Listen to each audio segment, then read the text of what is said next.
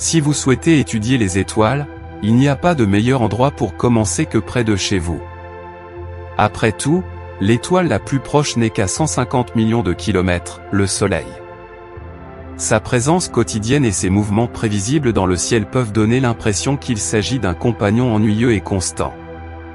Mais de près, c'est une tempête incendiaire de plasma turbulent, avec des éruptions solaires brillantes et des taches solaires plus sombres, sans oublier que c'est la seule étoile connue, jusqu'à présent, qui héberge un système planétaire comprenant un monde habité. On estime qu'environ 200 milliards d'étoiles peuplent le cosmos connu, mais les étoiles proches attirent beaucoup l'attention des astronomes. Nous grandissons dans un quartier, au fur et à mesure que nous grandissons, nous élargissons notre sphère de familiarité et devenons de plus en plus grands. Dans cet esprit, il convient de se familiariser avec notre environnement en examinant les 10 étoiles les plus proches de la nôtre. Leur couleur varie du blanc chaud au rouge froid, leur masse est 2 fois plus importante que celle du Soleil et représente moins de 10% de son poids. Certaines d'entre elles sont en train d'exploser avec de puissantes éruptions. Et, comme nous commençons à le découvrir, certaines abritent une variété d'exoplanètes. Voici donc nos voisines stellaires, de la plus proche à la plus lointaine. Proxima du Centaure. Notre plus proche voisine se trouve à seulement 4,25 années-lumière. Si la Voie lactée était réduite à la taille de la grande île d'Hawaï, le Soleil et Proxima du Centaure seraient 2 points lumineux séparés par la longueur d'une voiture. Dans le ciel nocturne, l'étoile se cache dans l'énorme constellation du Centaure. Malgré sa proximité avec la Terre, Proxima Centauri brille trop faiblement pour être vue à l'œil nu. Elle n'est présente que dans le ciel de l'hémisphère sud, ce qui signifie que les observateurs nordiques n'ont pas de chance. Petite et peu lumineuse, Proxima Centauri est une naine rouge, le type d'étoile le plus répandu dans la Voie lactée. Elle émet moins d'énergie que le Soleil et est plus petite, elle mesure environ 1/7 de la largeur du Soleil et environ 1/8 de sa masse. C'est aussi une étoile lumineuse, un type d'étoile variable qui peut briller de manière imprévisible et violente pendant de courtes périodes, parfois de quelques minutes. Ces explosions lumineuses signifient qu'il est peu probable qu'elle abrite un monde habitable. Jusqu'à présent, les astronomes ont confirmé la présence d'une planète dans son orbite. Proxima b, découverte en 2016 et confirmée en 2020, est un monde rocheux environ 7% plus massif que la Terre. Elle orbite dans la zone habitable, c'est-à-dire à la bonne distance de son étoile pour que sa surface abrite de l'eau liquide. Mais cela ne signifie pas que la planète est habitable. En 2018, l'étoile a déclenché une puissante explosion électromagnétique. Si de telles explosions étaient courantes dans le passé, elles auraient pu détruire tout être vivant, ainsi que toute atmosphère, sur la planète. La planète candidate Proxima c, découverte en 2020, est en orbite autour de son parent et a une masse environ 6 fois supérieure à celle de la Terre. Elle est trop éloignée de l'étoile pour abriter de l'eau liquide. En février 2022, les astronomes ont signalé la signature d'une 3e planète possible, dont la masse ne représente qu'un quart de celle de la Terre et qui est si proche qu'elle tourne autour de l'étoile tous les 5 jours. Les frères Alpha. Proxima Centauri n'est pas une étoile solitaire, en fait, elle est l'exception dans un système de 3 étoiles. Ses compagnons binaires, Alpha Centauri A et B, tournent autour de leur centre de gravité mutuel tous les 80 ans.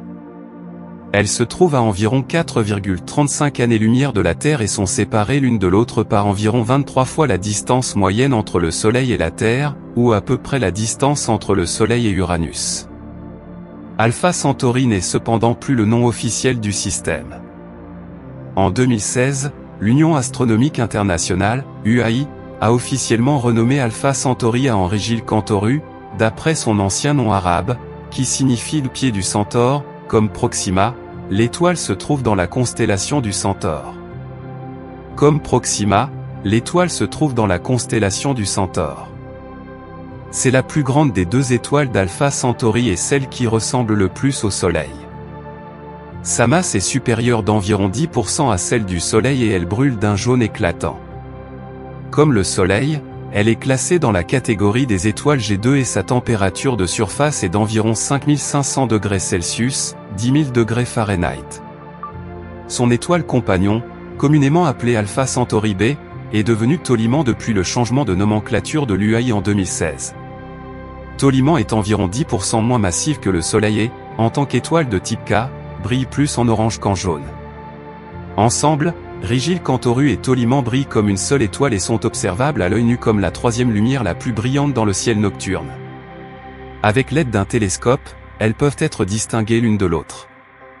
Aucune planète n'a été confirmée en orbite autour des étoiles anciennement connues sous le nom d'Alpha du Centaure, mais en mars 2022, des astronomes ont publié un modèle de ce à quoi ressemblerait une planète de la taille de la Terre dans la zone habitable du système. Leurs calculs ont abouti à un monde similaire à la Terre en termes de teneur en eau, mais plus riche en carbone tel que le graphite et le diamant, avec un noyau de fer plus grand et peut-être moins d'activité des plaques tectoniques. L'étoile n'a pas une masse suffisante pour gonfler et devenir une géante rouge, et les modèles suggèrent qu'elle est entièrement convective, ce qui signifie que la chaleur du centre se déplace vers la surface, transportée par des masses géantes de plasma. En 2019, les chasseurs de planètes à la recherche de centaines de naines rouges proches ont identifié deux mondes possibles en orbite autour de Wolf 359. L'un d'eux est une super Neptune froide qui orbite une fois tous les 2938 jours. L'autre candidat, plus proche, était considéré comme une super Terre chaude avec une période de seulement 2,69 jours, mais des observations ultérieures ont remis cette planète en question. Des mondes recherchés depuis longtemps. La Lande 21185 est l'une des naines rouges les plus brillantes à proximité de la Terre, même si, comme d'autres de ce type, elle est encore trop sombre pour être observée à l'œil nu. Située à 8 années-lumière, elle se trouve dans la partie sud de la Grande Ourse et mesure un peu moins de la moitié de la taille du Soleil, tant en diamètre qu'en masse. Elle a été découverte par Jérôme Lalande, un astronome français du XVIIIe siècle qui a compilé de vastes catalogues de positions planétaires. Elle est également connue sous le nom de Gliese 411, sa désignation dans le catalogue d'étoiles Gliese. Les astronomes affirment que l'étoile abrite son propre système planétaire depuis au moins les années 1950, lorsque Peter Van de Camp et son étudiante Sarah Lipinko ont signalé des oscillations dans son mouvement. Ces prévisions étaient sujettes aux mêmes erreurs d'instruments que les rapports discrédités de Van de Camp sur les planètes autour de l'étoile de Barnard. Par ailleurs, dans les années 1990, l'astronome George Gatwood a prédit l'existence d'une planète ayant 90% de la masse de Jupiter. Cette prédiction n'a pas non plus été confirmée. En mai 2019, des astronomes, dont Rodrigo Diaz, ont décrit de nouvelles preuves de l'existence d'une super-Terre autour de la Lande 21185, qui orbite tous les 13 jours et est probablement trop chaude pour être habitable. En avril 2022, des astronomes ont signalé l'existence d'une planète similaire à Neptune dont l'orbite dure environ 8 ans, ils ont également décrit des données suggérant qu'une troisième planète pourrait orbiter autour de l'étoile avec une période de 215 jours. Selon M. Diaz, qui a participé à la découverte de ce monde, sa proximité en fait une cible tentante pour les futures missions d'observation. De nouveaux télescopes gigantesques dotés de miroirs de plus de 20 mètres de diamètre sont actuellement en cours de construction, notamment l'Extremely Large Telescope et le Giant Magellan Telescope, tous deux au Chili, qui permettront de prendre des images directes de ces mondes et de sonder leur atmosphère. Vraiment génial. Il n'y a peut-être pas d'étoile plus célèbre que Sirius A, l'étoile la plus brillante du ciel. Elle a une luminosité plus de 25 fois supérieure à celle du Soleil et brille d'une couleur bleu blanchâtre. Son diamètre est environ 70% plus grand et sa masse plus de 2 fois supérieure à celle du Soleil, et sa température de surface atteint plus de 17 400 Celsius, 9600 C. Mais contrairement à notre Soleil, âgé de 4,6 milliards d'années, Sirius A est relativement jeune, puisqu'elle n'a que 200 à 300 millions d'années, ce qui signifie qu'elle s'est formée à peu près au moment où les premiers dinosaures sont apparus sur Terre. Son autre nom, l'étoile du chien, vient de sa position privilégiée dans la constellation du Grand Chien, le plus grand chien en latin. Les anciens Égyptiens appelaient cette étoile Soti et lui attribuaient la crue annuelle du Nil, qui apparaît pour la première fois dans le ciel d'été avant l'aube, à la mi-juillet. Mais Sirius A n'est que la moitié de l'histoire. Comme Alpha du Centaure, Sirius A est lié gravitationnellement à un compagnon stellaire, Sirius B. Ils sont en orbite l'un autour de l'autre sur une distance de 8,6 km. Ils gravitent l'un autour de l'autre à 8,6 années-lumière l'un de l'autre, avec une période d'environ 50 ans.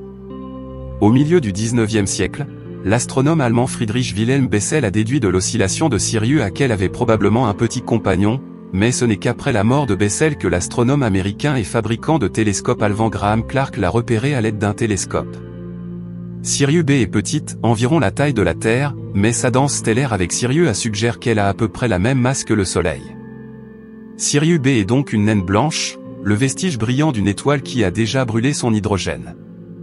Il est intéressant de noter qu'en 140 après Jésus-Christ, le philosophe Ptolémée a décrit Sirius comme étant rouge vif, ce qui a conduit certains astronomes à supposer que Sirius B était alors une étoile géante rouge, éclipsant Sirius A avant de s'effondrer et d'atteindre son état actuel.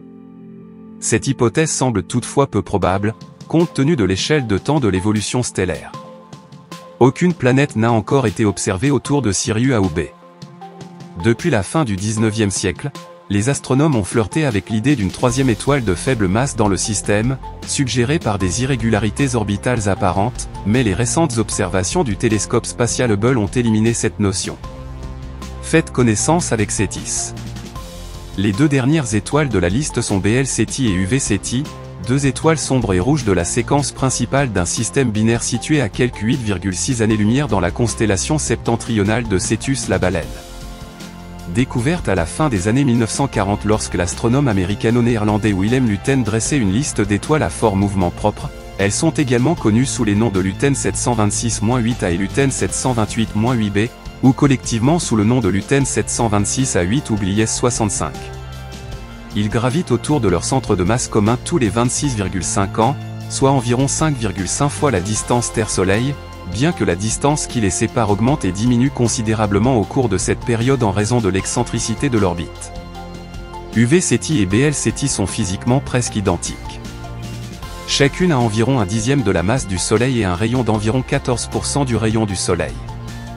Toutes deux sont des étoiles lumineuses. UV Ceti, avec son tempérament plus violent, a été le premier exemple connu de cette catégorie. Peu après la découverte de l'étoile en 1948, les astronomes ont observé que l'explosion d'UV Ceti était devenue plus brillante de 4 magnitudes, sa température effective atteignant plus de 10 000 degrés Celsius, 17 500 degrés Fahrenheit. Après l'explosion, l'étoile s'est rapidement éteinte. Aujourd'hui, les étoiles flamboyantes sont souvent appelées étoiles variables UV Ceti. Au fil des décennies, les chercheurs ont observé des éruptions provenant des deux étoiles de Lutten 726A8 à des longueurs d'onde autres que la lumière visible, telles que les rayons X et l'infrarouge. Bien que la variabilité stellaire puisse avoir de nombreuses causes, on pense que les éruptions des étoiles UV Ceti sont l'analogue le plus proche des éruptions de notre propre Soleil, entraînées par les champs magnétiques enroulés des étoiles. Il est peu probable que nous puissions visiter de sitôt les systèmes stellaires voisins les plus proches. Mais nos télescopes nous ont fourni des informations précieuses sur ces systèmes et leur activité. Il est peu probable que nous puissions visiter de sitôt les systèmes stellaires voisins les plus proches. Mais nos télescopes nous ont fourni des informations précieuses sur ces systèmes et leur activité. Il est également intéressant de se demander à quoi pourrait ressembler notre Soleil pour les habitants de ces systèmes voisins. Avec ses explosions et sa riche diversité de planètes, il serait probablement un objet attrayant pour tout astronome extraterrestre, en particulier ceux basés autour de Wolf 359, d'où la Terre semble transiter par le Soleil. Parmi les habitants de ce coin de la galaxie, notre étoile pourrait bien être la plus fascinante de toutes. Si vous avez aimé, n'oubliez pas de laisser votre like et de vous abonner à la chaîne. À tous les Diffénota un grand câlin.